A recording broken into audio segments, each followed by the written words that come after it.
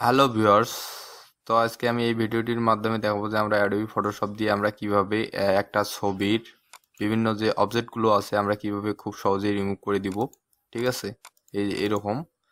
তো চলুন কথা না বলে শুরু করা যাক। তো আমি এটাকে কেটে দিচ্ছি, কেটে নিয়ে আমি এখানে ডাবল ক্লিক করে আমার কাঙ্ক্ষিত যে ছবিটি আমি ডেস্কটপে রেখেছিলাম এটাকে আমি সিলেক্ট করে ওপেন করে নিচ্ছি। ওপেন করে নেওয়ার পরে আমি একটু জুম করে নিচ্ছি। তার আগে এটাকে আমি এটার উপর ক্লিক রেখে এই যে লেয়ার প্যানেলে ক্লিক করে কন্ট্রোল জে দিয়ে একটি ডুপ্লিকেট বানিয়ে নিচ্ছি।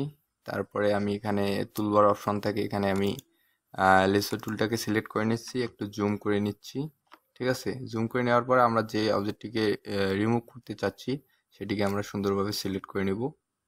তো সিলেক্টটা আমরা এমনভাবে করব যাতে ওই অবজেক্টটার উপরে কোনো মানে দাগ না পড়ে, এই যে আমাদের সিলেকশন না পড়ে। আমরা যতটা সম্ভব ওর সাইডে সাইডে, সরি একটু মিস্টেক হয়ে গেছে, তো আমরা খুব সুন্দরভাবে এটাকে সিলেক্ট করে নিব। ঠিক আছে, যতটা সম্ভব সাইডে সাইডে রাখবো। আমি একটু তাড়াতাড়ি দেখাচ্ছি তোমাদের।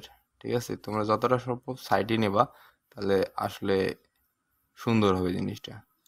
তো আমি সিলেক্ট করে নেওয়ার পর আমরা কি করব, এখানে এডিট অপশানে ক্লিক করব। এডিট অপশানে ক্লিক করার পর এখানে নিচে দেখেন এই যে ফিল অপশন আছে, এখানে আমরা ক্লিক করে দিব। ঠিক আছে, এই যে এখান থেকে আমরা কন্টেন্ট অ্যাওয়ার যে অপশনটি আছে এটাকে সিলেক্ট রেখে দেন সব কিছু ওকে থাকবে, এখানে জাস্ট আমরা ওকে ক্লিক করে দেবো। দেখুন আমার কিন্তু খুব সুন্দরভাবে জিনিসটি রিমুভ হয়েছে। এখানে আমরা যদি একটা ক্লিক করি তাহলে আমাদের সিলেকশনটাও উঠে যাচ্ছে।